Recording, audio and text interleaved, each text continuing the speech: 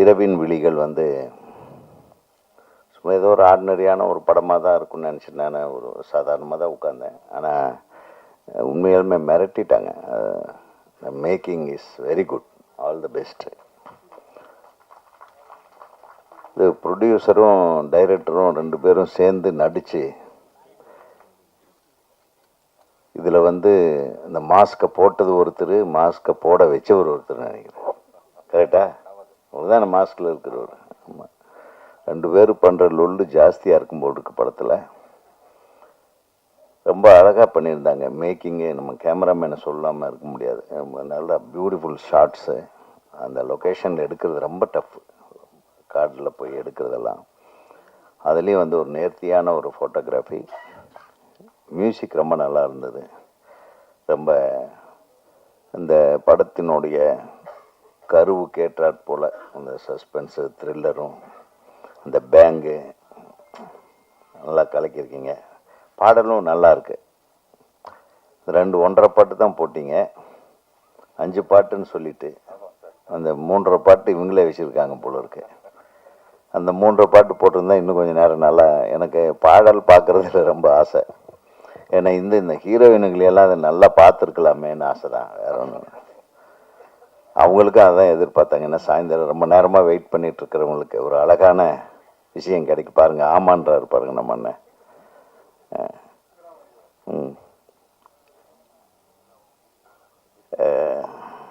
வந்த உடனே நம்ம போஸ் வெங்கட் சொன்னார், ரொம்ப சந்தோஷமாக இருந்தது.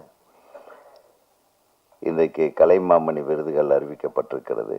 பெரும்பாலான திரையுலகத்தை சேர்ந்தவர்களுக்கு, திறமையானவர்களுக்கு வழங்கி இருக்கும் குழுவில் தம்பி இடம்பெற்றிருப்பது மகிழ்ச்சி. அவருக்கு ஒரு கரவோசத்தோட நன்றியை தெரிவித்துக் கொள்ள ஆசைப்படுகிறேன். குறிப்பாக நான் நன்றி சொல்ல விரும்புகிறது எங்கள் இயக்குநர்களுக்கு. நீங்கள் கொடுத்துருக்கீங்க. நம்ம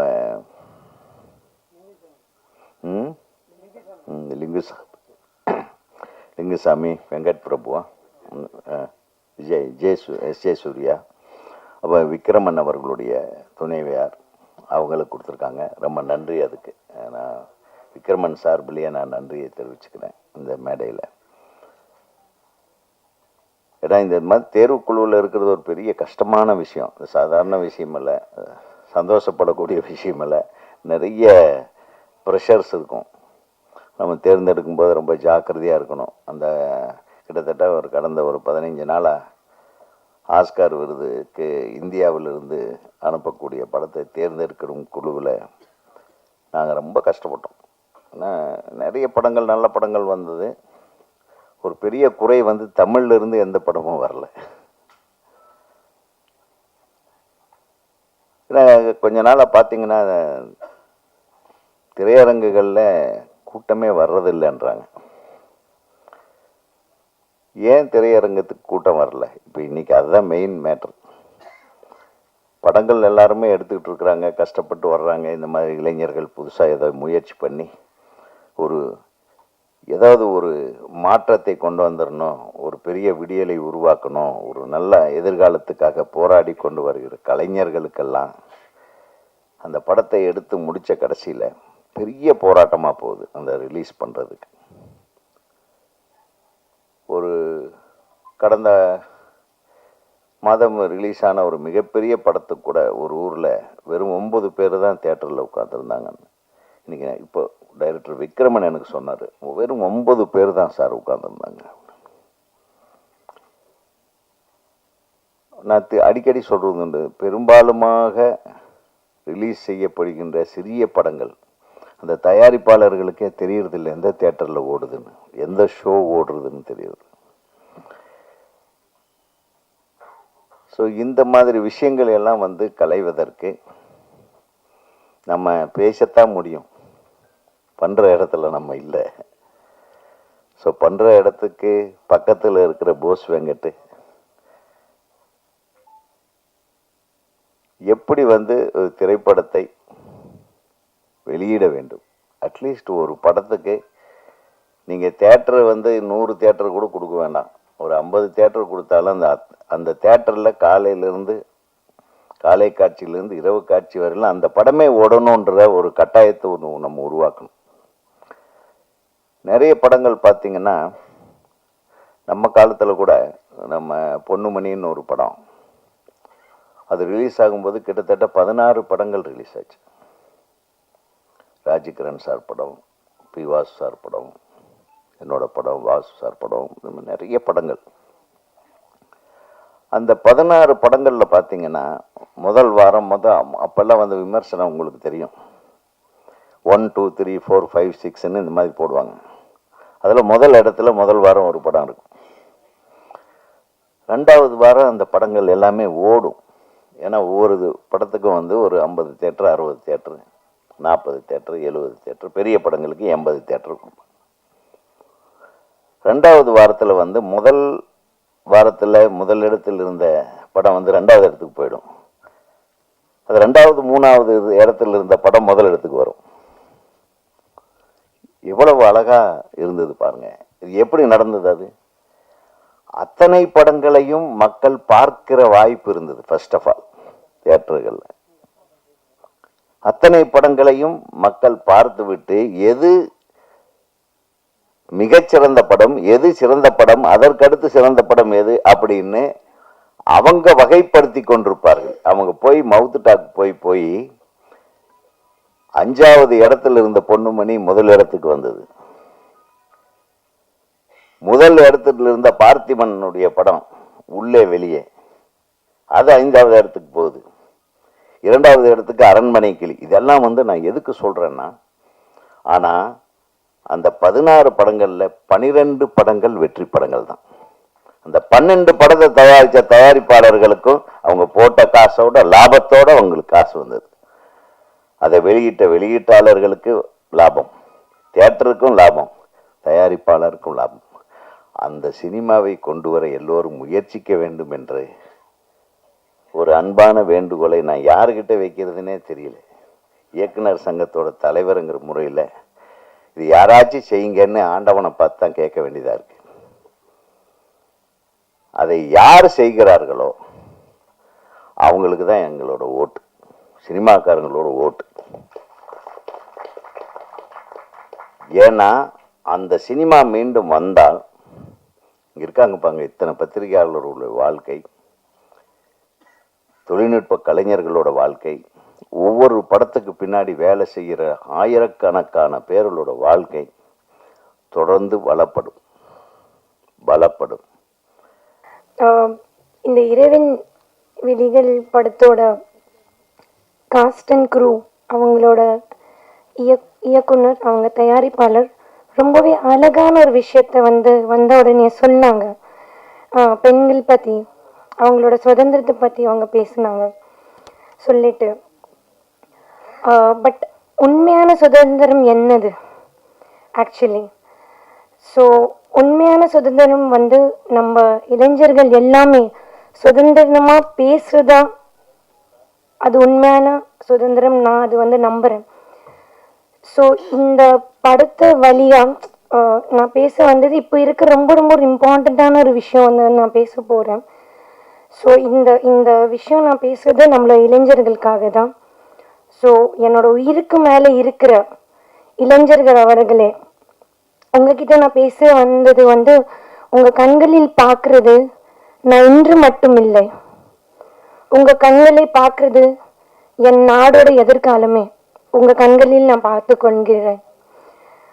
உங்கள் இதயத்தில் இருக்கிற தீ நம்ம ஊரை மட்டும் வெளிச்சம் கொடுக்க வேண்டாம், இந்த உலகத்தை ஒரு வழிகாட்டியா மாறணும்.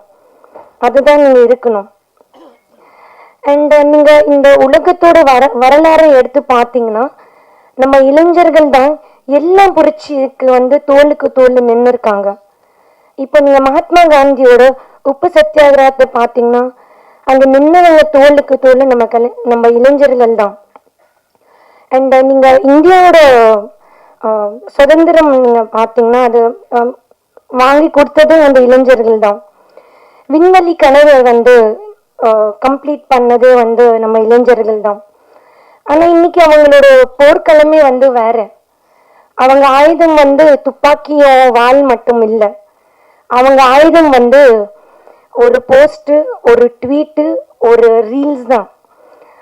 ஸோ இப்போ நீங்கள் ஒரு சோஷியல் மீடியாவில் ஒரு ட்வீட்டோ இல்லை ஒரு ஒரு கமெண்ட்டோ எல்லாம் நீங்கள் போட்டிங்கன்னா அது வந்து கரெக்டான விஷயத்தில் நீங்கள் யூஸ் பண்ணீங்கன்னா அது நீங்கள் எந்த நாட்டையும் எந்த அரசாங்கத்தையும் நீங்கள் வந்து கேள்வி வந்து கேட்க முடியும், எந்த காயத்தை வந்து நீங்கள் சரிப்படுத்த முடியும், எந்த ஒரு ரொம்ப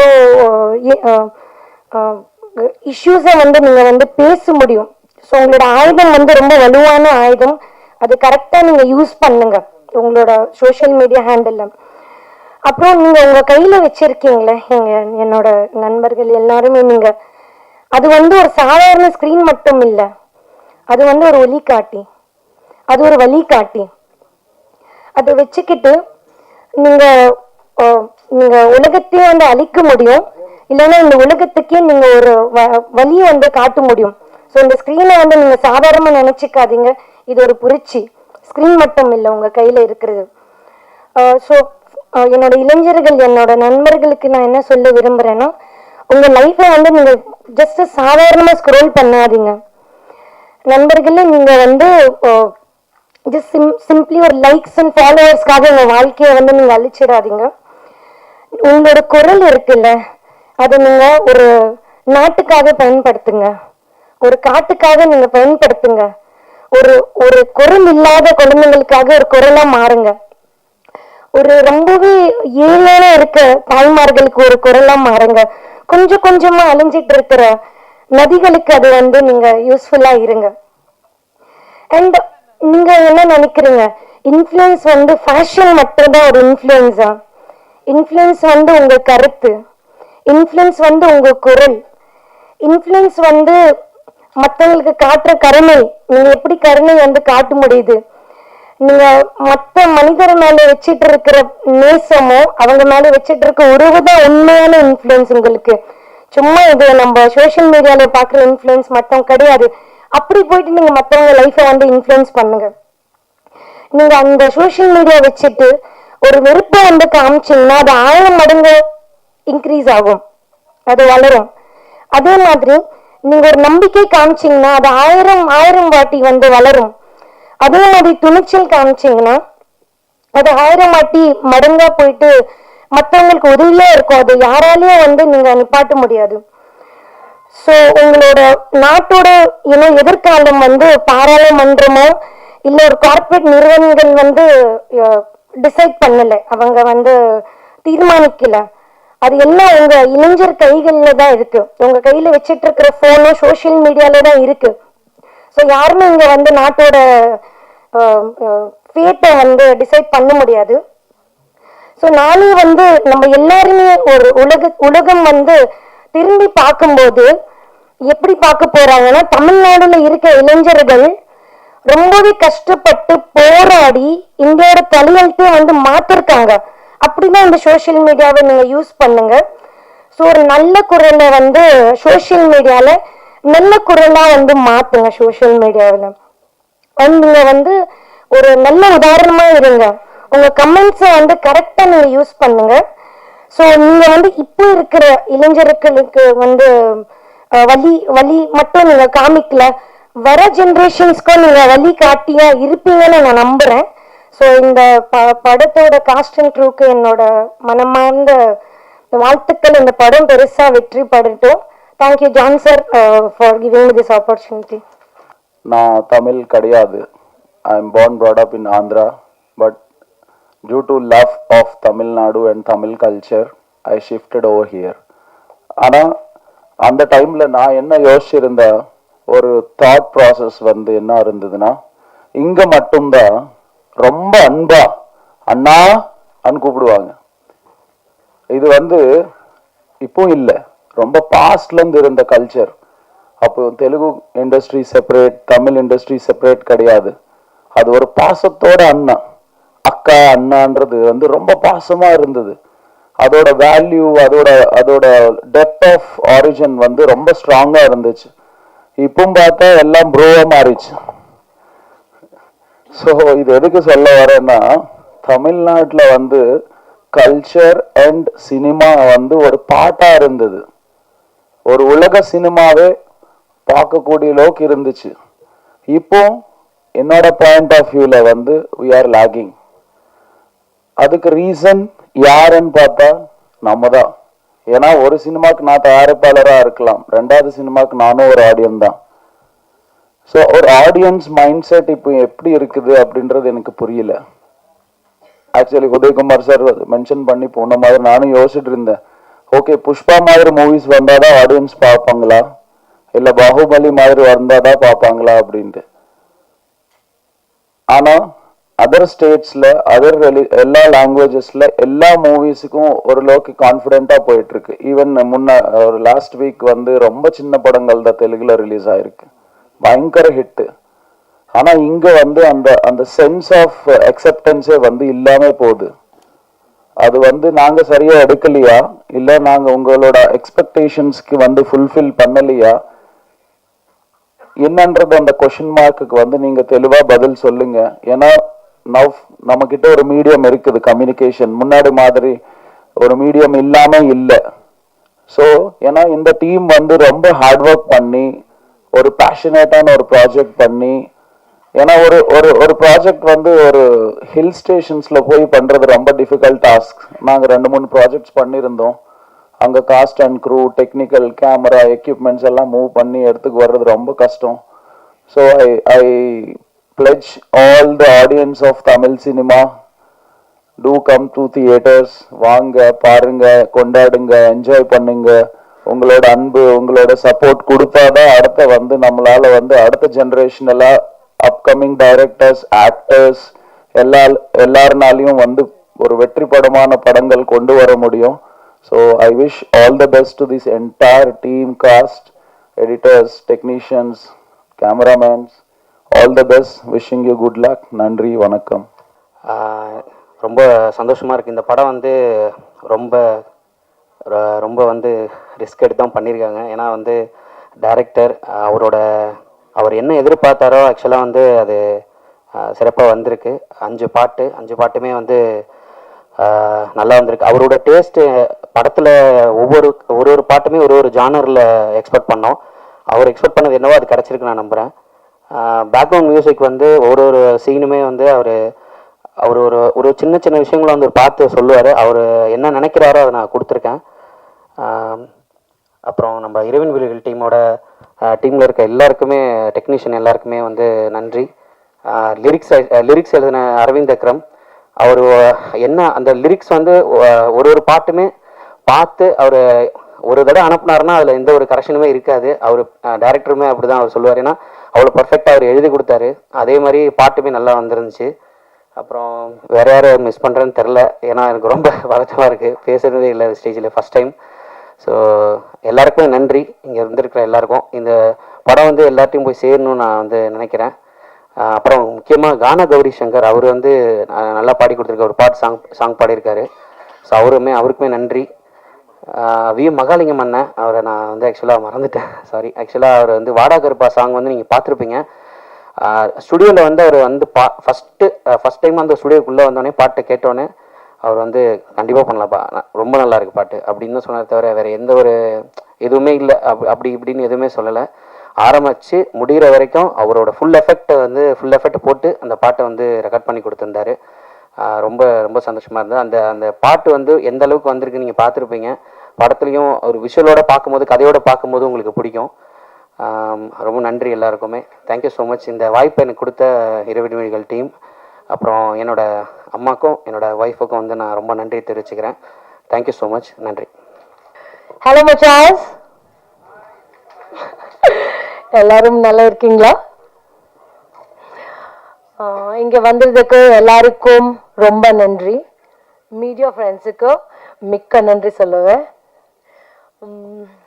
அஜித் சார், மிஸ்டர் பர்ஃபெக்ஷனிஸ்ட், அவங்களுக்கு எப்படின்னா ஒரு நிறையா ஐடியாஸ், ரொம்ப எப்போவுமே நிறையா தாட்ஸ் எல்லாமே வரும். ஐ வில் டெல் ஒன் என்னாச்சு ஸ்டோரி சொல்லுவேன். இந்த படம் ஸ்டார்ட் ஆகும் முன்னாடி எனக்கு கால் வந்திருக்கு டைரக்டர். ஹலோ, நாங்கள் ராஜேஷ் டிரெக்டர் தான். இந்த மாதிரி நாங்கள் படம் பண்ணிட்டு இருக்கேன். ஸ்டோரி எல்லாம் சொன்னார். ஓகே ஃபைன், எனக்கு பிடிச்சிருக்கு. நாங்கள் ஷூட்டிங் போயிட்டேன், ஃபர்ஸ்ட் டே ஷூட்டிங் போயிட்டேன். ஷூட்டிங் ஸ்டார்ட் ஆயிடுச்சு. அப்போ ஸ்கிரிப்ட் கொடுத்தார். ஸ்கிரிப்ட் பார்த்துட்டா என்ன இது நல்லா சேஞ்சஸ் பண்ணிட்டு இருக்கார். அப்போ ஒன் டே ஷூட்டிங் ஃபினிஷ் ஆயிடுச்சு. நெக்ஸ்ட் டே ஷூட்டிங் போயிட்டு ஹீரோ கேரக்டரை சேஞ்ச் பண்ணிட்டு இருப்பார். அந்த மாதிரி ஷூட்டிங் போயிட்டு லாஸ்ட்ல பேக்கப் ஆயிடுச்சு. எல்லாரும் ஊரும் கிளம்பிட்டார். பேக்கப் ஆயிடுச்சு. ஒரு வாரம் அப்புறம் டிரெக்டர் கால் வந்திருக்கு. நீமா, அந்த சீன் கொஞ்சம் எனக்கு வேற ஐடியா வந்திருக்கு. நீங்கள் நெக்ஸ்ட் வாரம்ல ஃப்ரீ இருக்கீங்க, நீங்கள் ஷூட்டிங்குக்கு வாங்க. ஓகே சார், நாங்கள் வரோம், நாங்கள் ரெடி இருக்கேன். அதுவும் ஷூட்டிங் ஃபினிஷ் ஆயிடுச்சு. எல்லாரும் பேக்கப் பண்ணிட்டு எல்லாரும் டாட்டா பை பை சொன்னார், கிளம்பிட்டார். அப்புறம் 2 வாரம் அப்புறம் நான் தான் கால் பண்ணியிருக்கேன் டிரெக்டருக்கு. ஹலோ சார், எப்படி இருக்கீங்க? நீமா, நான் எடிட்டிங் பார்த்தேன். அது கொஞ்சம் அது ஹீரோ போர்ஷன்ல கொஞ்சம் எனக்கு அது சாட்டிஸ்ஃபேக்ஷன் இல்லை. நாங்கள் திருப்பி ரீஷூட் பண்ணிட்டு போயிட்டு இருக்கேன். அந்த மாதிரி ஒரு டெடிகேட்டடா ஃபோக்கஸ்டான டிரெக்டர். எப்பவுமே எல்லா ஸ்டெப்ல நிறைய அவர் இம்ப்ரூவ்மெண்ட் பண்ணுவார். அப்புறம் ஆக்டர்ஸ் கேலிபரும் பார்த்துட்டு அவர் கேரக்டரைசேஷன் ரொம்ப அழகா கொடுத்தாரு. சார், என்னன்னா உங்களுக்கு பார்க்கும்போது எனக்கு சில டைம் அன்யன் படம் ஞாபகம் வரும். எப்படின்னா, காலையில் நாங்கள் ஷூட்டிங் போகும் முன்னாடி நாங்கள் பார்த்தேன். Hello sir, good morning. Ambi Madhuri, good morning Neema. அங்கே திடீர்னு நாங்கள் ஸ்பாட்டுக்கு போயிட்டு பார்த்தேன். சடனா அன்யன் கேரக்டர் வந்திருக்கு. அவ்வளோ எனர்ஜி, அவ்வளோ லைக், ஏய் ரூபன் எங்கே ஆர்டிஸ்ட், எங்க ஆர்டிஸ்ட் கூப்பிடுங்க, மேக்கப் மேன் எங்கே, மேக்கப் மேன் கூப்பிடுங்க. அந்த மாதிரி அவ்வளோ எனர்ஜி இருக்கு. ஸோ ஃபைனலி ஷூட் பேக்கப் ஆயிடுச்சு. லாஸ்ட் யார் வரும்? ஸோ ஃபைனலி யாரும் கேரக்டர் வரும். சொல்லுவேன். ஃபைனலி ரெமோ கேரக்டர் வரும். ஹேய், சூப்பரா வந்திருக்கு, சூப்பரா அழகா வந்திருக்கு. அந்த மாதிரி ஒரு டெடிகேட்டடா ஆக்டர் தான். Actor, director and versatile human being. Sir, எனக்கு இந்த படத்திலே ஏன் நம்பிக்கை வச்சிருக்கிறதுக்கு, அப்புறம் இந்த படத்தில் எனக்கு ஆப்பர்ச்சுனிட்டி கொடுத்ததுக்கு மிக்க நன்றி சொல்லுவேன். அண்ட் இந்த ஸ்பெஷல் டேல ஒரு ஸ்பெஷல் பர்சன் மாதிரி பேசுவோம். அசல் music director, your music has really been magical. அப்புறம் அந்த சாங் நீங்கள் today you didn't play it, but அந்த கக்கமோ சாங் மாதிரி சொல்லும். நாங்கள் ரியலி ஒரு யூனிக்கான steps. I have to really appreciate Anthony Master for this. He made sure every steps matched the mood of the music. Really, it was great fun working with you, sir. And GOP sir, Bhaskar sir, அவங்களுக்கு ரொம்ப patience, ரொம்ப creative. அப்புறம் ரொம்ப கிரியேட்டிவா like shown every ஃப்ரேம்ஸ்ல ஒரு கிரியேட்டிவான அழகா காமிச்சார். He made sure he had shown the story like very beautifully through his lens. And எல்லாருக்கும் இங்கே என் கூட மகேந்தர் இந்த படத்தில் ஒரு பேக் போன், இந்த மெயின் பில்லர் தான் சொல்லும். Producer cum hero. எனக்கு உங்களுக்கு கூட ஒர்க் பண்ணுறதுக்கு ரொம்ப சந்தோஷமாயிடுச்சு. நீங்கள் ரொம்ப சப்போர்ட்டிவ் ஃப்ரம் த பிகினிங், ரொம்ப சப்போர்ட்டிவாக பண்ணிட்டு இருக்கிறார் அண்ட் இருந்தார். ஸோ இங்கே என் கூட ஒர்க் பண்ணிட்டு எல்லாருக்கும் டெக்னீஷியன்ஸ் அண்ட் ஆக்டர்ஸ் எல்லாரும் ரொம்ப சப்போர்ட் பண்ணிட்டு இருக்கார். எல்லாருக்கும் ரொம்ப நன்றி. இங்கே அப்புறம் என்ன சொல்லும், ஸோ சூன் நம்ம படம் ரிலீஸ் ஆகும். எல்லாரும் தியேட்டர் போயிட்டு மூவி பாருங்க. நீங்க மட்டுமல்ல, உங்கள் குடும்பம் நண்பர்கள் கூட மூவி போயிட்டு பாருங்க. உங்கள் ஆசீர்வாதம் எனக்கு என்னோட டீமுக்கு வேணும். அண்ட் நாங்க ஏதாவது தப்பா பேசிட்டு மன்னித்து விடுங்கள். அண்ட் நன்றி. இனியாயிராவ். இந்த படம் வந்து எப்படி உருவானதுன்னு சொல்றதை விட எப்படி தயாரானதுங்கிறத இயக்குனர் நான் சொல்றதை விட ப்ரொடியூசர் சொல்லுவார். இது முதல்ல வந்து தயாரிப்பதற்கு அந்த மகேந்திரா ஃபிலிம் ஃபேக்ட்ரி அப்படிங்கிற ஒரு ப்ரொடக்ஷன் கிடையாது. இது தயாரிக்கிறதுக்கான ஒரு ஐடியாலெல்லாம் அவங்க இல்லை. இது வேற ஒரு ப்ரொடக்ஷனில் வேற ஒரு கதையாக வேற ஒரு இடத்துக்கு தான் போணுச்சு. இது அதுக்கப்புறம் ஒரு 3 or 4 months நான் ட்ராவல் பண்ணதுக்கப்புறம் அப்புறம் மகேந்திரன் வந்து என்னோட ரொம்ப நீண்ட நாளாக நண்பர், அவர்கிட்ட சொல்லிக்கிட்டே இருந்தேன். அப்புறம் ஒரு 3 மாதம் கழித்து அவர் வந்து என்கிட்ட வந்து இல்லை நம்மளே பண்ணலாமா என்ன அப்படின்னாரு. நான் சொன்னேன், இது விளையாட்டு வியாபாரம் இல்லை பண்ணுறேன்தா, சும்மா சின்னதாக பண்ணிவிட்டு 10 நாளில் விட்டு ஓட்டிங்கன்னா தப்பாயிடும் அப்படின்னு. இல்லை நான் பண்ணுவேன், ஒன்றும் பிரச்சனை இல்லை அப்படின்னாரு. ஆனால் 10 நாள் கழிச்சு நான் சொன்னது தான் சொன்னார். இல்லைண்ணா இது சரியாக வராப்புல இருக்கு, எனக்கு பயமாக இருக்குண்ணா அப்படின்னு சொல்லிட்டு திருப்பூர் ஒரு தொழில் போயிட்டு வந்ததுக்கப்புறம் சரி ஒன்றும் பிரச்சனை இல்லை, இப்போ ஹோல்ட் பண்ணால் நிறையா செலவு பண்ணியிருக்கோம், என்ன பண்ணுறதுன்னு தெரியல.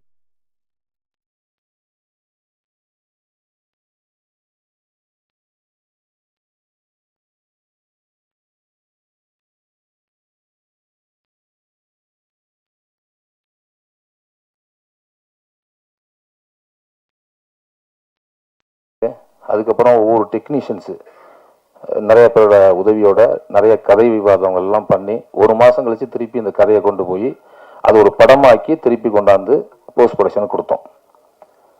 இது வந்து மிகப்பெரிய பங்கு ராமருக்கு இருக்குது. நம்ம ராமர் எடிட்டர் ராமருக்கு இருக்குது. வெங்கடேஷ் அண்ணன் அவங்க 2 பேராலையும் வர முடியல. அதனால் எங்கே இருந்தாலும் அவங்களோட வாழ்த்து எனக்கு இருக்குன்னு நம்புகிறேன். அவங்களுக்கு மிகப்பெரிய பங்கு இருக்குது. ராமர் வந்து ஒரு எடிட் பண்ணிவிட்டு இந்த படத்தை எடிட் பண்ணிட்டு அது நல்லா இருந்தால் மட்டும்தான் அதை வந்து கண்டினியூ பண்ணுவார். ராமரோட கேரக்டர் தெரிஞ்சிருக்கும்னு நினைக்கிறேன். மேக்ஸிமம் இங்கே உள்ள ஊடகங்கள் தெரிஞ்சிருக்கும். திருப்பி நல்லா இல்லைங்கிற பட்சத்தில் திருப்பி மறுபடியும் வந்து நம்மள்ட்ட ஆப்ஷன் ஏதாவது சொல்லிகிட்டே இருப்பாப்புல. கிட்டத்தட்ட ஒரு 3 மாதம் எடிட்டிங்கில் உட்காந்துருந்தேன். 3 மாதம் எடிட்டிங் தொடர்ந்து போயிட்டு இருந்துச்சு. 3 மாதம் கழிச்சு திருப்பி வந்து என்கிட்ட ஆப்ஷன் சொன்னாப்புல, ஜி படம் சூப்பராக வந்திருக்கு, அருமையாக வந்திருக்கு படம், ஒரே ஒரு குறை தான் அப்படின்னாப்புல. என்னன்னு ஒன்றும் இல்லை, சாங் மட்டும் ஒரு 2 சாங் எக்ஸ்டெண்ட் பண்ணிக்கிங்க, கதை கேட்டால் வைக்க போகிறேன், கதை கேட்கல என்ன பண்ணுறது அப்படின்னு சொல்லிட்டு அப்புறம் ஒரு 3 சாங் தான் இருந்தது படத்தில். அப்புறம் திருப்பி மறுபடியும் இது எந்த ப்ரொடியூசருக்கு எந்த ஒரு தயாரிப்பாளருக்கு எப்படி கட்ஸ் வருங்கிறது எனக்கு ஆச்சரியமாக இருந்தது. திருப்பி இப்போ நான் தயாரிப்பாளர் சொல்லும்போது இல்லை 2 சாங் இருந்தால் நல்லான்னு சொல்கிறாங்க. இங்கே ஆடியன்ஸை திருப்திப்படுற எந்த அளவுக்கு திருப்திப்படுத்துகிறோமோ அந்த அளவுக்கு பிஸ்னஸையும் பார்க்க வேண்டியிருக்கு.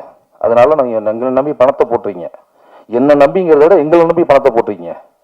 மக்களை வந்து சந்தோஷப்படுத்துறதை தாண்டி ஒரு விஷயம் இங்கே இருக்குது. முதல்ல மக்களை சந்தோஷப்படுத்துறதுக்கான வழியை மட்டும் நீ பாருன்னு என்கிட்ட கொடுத்துட்டீங்க. ஆனால் எனக்கு அதை தாண்டி ஒரு பெரிய பொறுப்பு இருக்கு. உங்கள்கிட்ட நான் வந்து நல்ல பேர் எடுத்து ஒன்றும் ஆக போறது இல்லை. ஆனால் வாங்கின பணத்தை திருப்பி சரியான முறையில் உங்கள்கிட்ட திருப்பி கொடுத்துன்னு நினைக்கிறேன். அதனால நம்ம வந்து 2 சாங் நம்ம டிஸ்கஸ் போய் வைக்கலான்னு சொன்னேன்.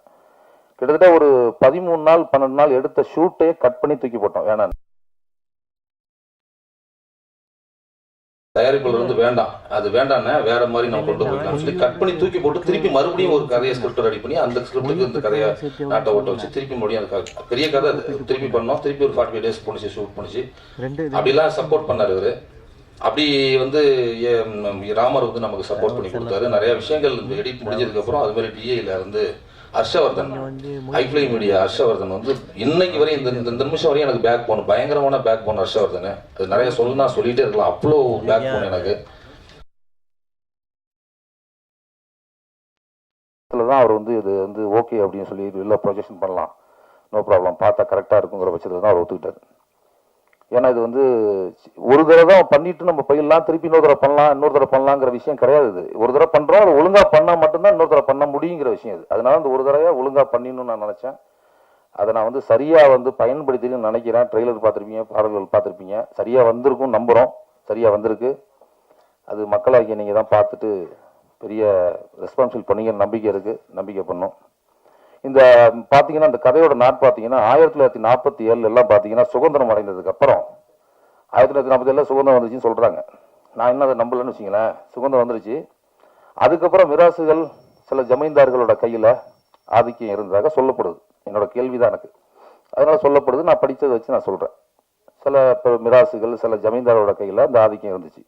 அப்படி இருக்கிற பட்சத்தில் வந்து பெண்கள் அடிமைப்படுத்தப்பட்டாங்க. பெண்கள் அடிமைப்படுத்தப்பட்டது மட்டும் இல்லாமல் நிறைய விஷயங்களுக்குள்ளார பெண்களை முடக்க பார்த்தாங்க. இதுக்குள்ளதான் நீங்க இருக்கணும், இதுக்கு மீறி போகக்கூடாது, போனாக்கா சாமி கண்ணை குத்திருங்கிற அளவுக்கு கொண்டு போய் விட்டாங்க. அதை வந்து சில முன்னோர்கள்லாம் வந்து மாற்றி அமைச்சாங்க. சில அரசியல் அமைப்பெல்லாம் வந்து மாற்றி அமைச்சது. சில முற்போக்கு சிந்தனைகள் வந்தது, மாற்றி அமைச்சது. அதுக்கப்புறம் சில சட்டங்கள் வந்துச்சு, திருத்தறதுக்கு சட்டங்கள் வந்துச்சு. இன்னைய வரையும் சட்டங்கள் வந்தாலும், முற்போக்கியாளர்கள் வந்தாலும், யாரு வந்தாலும், எது வந்தாலும் நடப்பவை நடந்து கொண்டே இருக்கிறது. ட்ரெயினில் வந்து இன்னைக்கு ஓடிட்டு இருக்க ட்ரெயினில் வந்து செயின்ஸ் கம்பி பண்ணிட்டு அறுத்து போட்டு போகிறானுங்க. அது மாதிரி பார்த்தீங்கன்னா ரேப்பிங் நடக்குது. சின்ன குழந்தை, அந்த குழந்தைய பாலியல் வன்கொடுமை பண்ணுறாங்க. கிட்டத்தட்ட 40 பொண்ணு 50 பொண்ணை ஒரு கோயிலில் ரேப் பண்ணதாக சொல்லப்படுது. இது எல்லாமே சொல் கேள்விக்கிறதோட பார்க்கும்போதும் கேட்கும்போதும் மனசு அதிருது. அதோட விளைவு தான் இந்த இரவின் விழிகள். இந்த இரவின் விழிகளில் நான் என்ன சொல்லணும்னு நினச்சனோ அதை ரொம்ப தெளிவாகவும் தீர்க்கமாகவும் சொல்லியிருக்கேன். இந்த சமுதாயத்துக்கு என்னால் என்ன முடியும் அதை நான் வந்து ரொம்ப சீராகவும் நேராகவும் நான் பதிவு பண்ணியிருக்கேன்னு நம்புகிறேன். வந்திருக்க அனைவருக்கும் என்னோட மனமார்ந்த மீண்டும் நன்றி. ஊடகவியல் பத்திரிகை நண்பர்களுக்கும் என்னோட மனமார்ந்த நன்றி. என்னோட மூச்சே நீங்கள் தான். இந்த படத்தை எப்படியா கொண்டு போய் சேருங்க. நன்றி, வணக்கம். ரொம்ப கண்ணியமாக ஒர்க் பண்ணக்கூடிய ஒரு அழகான ஒரு அற்புதமான இசையை கொடுத்துருக்காரு இந்த படத்தில். ரொம்ப ரொம்ப ரொம்ப ரொம்ப மனசுக்கு நெருக்கமான இசையை கொடுத்துருக்காரு. நான் என்ன கேட்குறேனோ அதை கொடுப்பாரு. நான் என்ன சொல்ல வரணும் அதை கொடுப்பாரு. நான் ஃபோனில் ஜஸ்ட் சொல்லிட்டு நான் போகிறதுக்குள்ளார லிரிக்கில் எழுதி கொடுத்துருவாப்புல அரவிந்த் அக்ரம். அவ்வளோ அழகாக பண்ணியிருந்தாங்க. அதுமாதிரி கேமராமேன் பாஸ்கரன் வந்து இப்படி கையை எடுத்து இப்படி வச்சுட்டாருன்னு சொன்னாக்கா அது இப்படி தான் பார்ப்பாரு. ஆங்கில் இப்படி பார்த்துட்டு டே இவா இது பாரு சரியா இருப்பாரு போகலாம்ல அப்படிம்பாரு. போகலாண்ணே அது அவ்வளோ உயரம் இருக்குது எப்படின்னா போகிறது. ரொம்ப காட்டுக்குள்ளே போனால் அப்படி தான் வார்னர். ஏன்னா இது ஏற்காடு ஷூட்டில் வந்து மேலே போகிறதுக்கு வண்டியெல்லாம் கிடையாது. அது நடந்தான் போகணும். வெள்ளிமலைங்கிற ஒரு ஏரியாவில் பண்ணோம். அது பெல்லார் மேலே போகிறதுலாம் வண்டியெல்லாம் கிடையாது. இதை விட சுவாரஸ்யம் என்னென்னா கேமராமேன் ஒரு வேலை பண்ண சொல்லிட்டவா சொல்லிடுறேன். என்ன பண்ணாங்கன்னா ஜீவாண்ணா வந்திருக்காருன்னு தெரியல. இங்கே தான் இப்போ இது ஃபைட் மாஸ்டர் ஜீவாண்ணா. அவங்க என்ன பண்ணிட்டாங்க, ரோப்பு போட்டாங்க. எனக்கு ரோப்பு போட்டு ஒரு 80 அடி இருக்கணும்னு 80 அடி இருக்கும் உயரம். சிசர் மனோரனா கூட இருந்தார். 80 அடி உயரத்தில் ரோப் போட்டாங்க. மேலே ஏறணும். ஒரு ட்ரெயில் பார்த்துக்கலாமான்னு கேட்டாங்க. ட்ரெயிலா 80 அடி உயரத்தில் மேலே ஏறி திருப்பி நான் கீழே இறங்கி ட்ரெயில் பார்க்குறீங்களா அப்படின்னா இல்லை, ஒரு தடவை பார்த்துக்கலாம் ரோப்பு கரெக்டாக இருந்து சும்மா ஜஸ்ட் ஒரு ஜம்ப் பண்ணி பார்த்துக்கலாம். நாங்கள் ஜம்ப் பண்ணி பார்த்தோம், ரோப்லாம் கரெக்டாக இருந்துச்சு. இது இவங்களுக்குள்ளார பேசிட்டு ஏதோ இருந்திருக்காங்க, எனக்கு தெரியல. டைரக்டர் அந்த இடத்துல இருக்கணுங்கிறது அப்போ தான் உணர்ந்தேன். நான் வந்து ஓகேன்னு சொல்லிட்டு நம்ம அசிஸ்டண்ட் ரூபன்ட்ட சொல்லிட்டு பார்த்துக்கடா அப்படின்னு சொல்லிட்டு, மற்ற பசங்க அசிஸ்டன்ட் சரி கிடையாது, ரூபன் தான் ரொம்ப தெளிவாக ஒர்க் பண்ணுவான். அதனால ரூபன்ட்ட சொல்லிட்டு நான் ரோப்பில் தூங்க ஆரம்பிச்சிட்டேன். டக்குன்னு ரெடி ரோல் ஆக்ஷன் அப்படின்னு டக்குன்னு தூக்கிட்டாங்க. ரோப்பை தூக்கிட்டா ஒரு ஒரு 80 அடிக்கு மேலே போயிடுச்சு. ரோப்பு மேலே போயிட்டு ஒரு 10 செகண்ட், ஒரு 20 செகண்ட், 30 செகண்ட் ஆயிடுச்சு.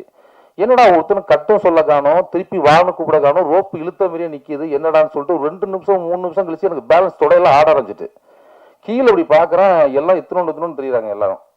திரும்பி என்னால் பார்க்க முடியாது. ரோப்பு இந்த பக்கம் கட்டியிருக்கு. என்ன இப்போ என்னடா அது இறக்குறாங்களா இல்லை ரோல் போயிட்டு இருக்கா என்னன்னு தெரியலையான்னு சொல்லிட்டு இப்படி பார்த்தா ஒன்றுமே பண்ண முடியல. மேலே அப்புறம் அண்ணாந்து பார்த்தேன், கேமரா மேலே ட்ரோன் ஓடி இருந்துச்சு. அப்புறமா சத்தம் போட்டு ரோப்பை திருப்பினதுக்கு அப்புறம் பார்த்தாக்கா பாஸ்கரனும் நம்ம ஃபைட் மாஸ்டரும் நின்றுக்கிட்டு இல்லைம்மா சார் அது மேலே ஏறினாமா சார், அது கீழே இறக்கலாமா சார், கீழே இறக்கும்போது ஒருத்தர ரோல் பண்ணிக்கலாமா சார், அது ஏறும்போது கஷ்டமா இருக்குமா சார், பாசன்னா நான் திருப்பி கூட ஏறுறேன், தயவு செய்து நான் கீழே இறக்கி விடுங்க அப்படின்னா 2-3 நிமிஷம் அந்த மேலே ரோல் பண்ணிட்டாங்க. அவங்களுக்கு அவ்வளோ ஒரு கான்ஃபிடென்ட், நான் மேலே இருந்துருவேன் ஒன்றும் பிரச்சனை இல்லை, அவ்வளோ கான்ஃபிடென்ட். நான் உழைப்பை அவங்க பார்த்துட்டு மேலே இருந்தால் கரெக்டாக அவன் பண்ணுவான், கீழே இறக்கி வருவாங்கிற கான்ஃபிடென்ட். பட் நான் மேலே போனதுக்கு அப்புறம் கீழே பார்க்கும்போது எனக்கு பெரிய பயம் வந்துருச்சு. அப்புறம் கீழே சொன்னேன்னா இதெல்லாம் பண்ணாங்க. இல்லைடா சரி கீழே ரிட்டர்ன் வரும்போது ரிவைஸ் ஷாட்லாம் போட்டால் நல்லா இருக்காது எடிட்டில். நம்ம அது மாதிரி எடிட்டிங் நாலேஜ் பர்சன், அவர் எடிட்டிங் நாலேஜ் அது கரெக்டாக இருக்குமா கரெக்டாக இருக்காதாங்கிறத அங்கேயே அவர் ஜட்ஜ்மெண்ட் பண்ணி பண்ணுவார். அந்த மாதிரி ஒரு கேமராமேன். அப்புறம் அந்த மியூசிக் வாங்கியிருக்க ஜி மியூசிக் கம்பெனி, அவங்களுக்கு மனமார்ந்த நன்றிகளும் வாழ்த்துக்களும். இந்த ட்ரெய்லர் வந்து 6/3 ரிலீஸ் ஆகிருக்குது ஜி மியூசிக்கில். பாருங்கள், பார்த்துட்டு உங்களோட கருத்துக்களை அதில் பதிவிடுங்க. பாடல்களுக்கு கூட அடுத்தடுத்தது பாடல்களும் வரும். அப்புறம் வந்து PRO ஜானன் அவர்களுக்கு என்னோட மனமார்ந்த நன்றி. ரொம்ப சிரத்தை எடுத்து இந்த விஷயங்கள் பண்ணியிருக்காரு ஜானண்ணன். நிறையா விஷயங்கள் கிட்டத்தட்ட ஒரு ஒரு 7 டேஸாக வந்து கூடவே ட்ராவல் பண்ணி அலைஞ்சிருக்கோம். இந்த இடத்துக்கு நான் வரத்துக்கு நம்ம அவ்வளோ சிரமப்பட்டு இந்த இடத்துக்கு வந்தோம்லாம் சொல்லவில்லை. அதெல்லாம் சும்மா நம்ம அது இப்போ தேவையில்லாத பேசுகிறதாயிடும். அதனால நான் இந்த இடத்துக்கு வரத்துக்கு நிறையா கஷ்டங்கள் பட்டிருக்கோம். ஒரு இப்போ 12 வருஷம் உழைச்சிருக்கோம். அதெல்லாம் தாண்டி இந்த ஒரு 7 நாள் வந்து ட்ராவல் வந்து அவர் கூட ஜாயின் பண்ணது வந்து எனக்கு ரொம்ப எப்படி சொல்கிறது, ரொம்ப ஆசையாகவும் ரொம்ப ஆர்வமாகவும் இருந்துச்சு. நிறைய விஷயங்கள் கற்றுக்க முடிஞ்சது என்னால் அவர் கூட இருக்கும்போது. அப்புறம் வந்து நம்ம நம்பி அண்ணன் வந்து என்ன சொன்னாலும் அது தகும். அந்த அளவுக்கு அவர் வந்து உழைப்பாளி. நம்பி அண்ணன் மாதிரி உழைப்பாளிலாம் நான் வந்து எனக்கு தெரிஞ்சு ரொம்ப நேர்மையான உழைப்பாளி நான் பார்த்ததில்ல. அவ்வளோ நேர்மையாக சொன்ன விஷயத்த கரெக்டாக இங்கே வாடா, இங்கே இத்தனை மணிக்கு போவோம், வா 3 மணிக்குன்னா 3 மணி, 4 மணி 4 மணி அந்த அளவுக்கு பண்ணுவார். அதுமாதிரி நம்பி அண்ணனுக்கு மனமார்ந்த நன்றியும் தெரிவித்துக்கொண்டு, அப்புறம் வந்திருக்க அத்தனை பேருக்கும் என்னோட மனமார்ந்த நன்றி. அப்புறம் மாஸ்டர் LK ஆண்டனி மாஸ்டர் சிறப்பாக நடன அமைப்பு அமைச்சிருக்காரு, அவருக்கு என்னோட மனமார்ந்த நன்றி.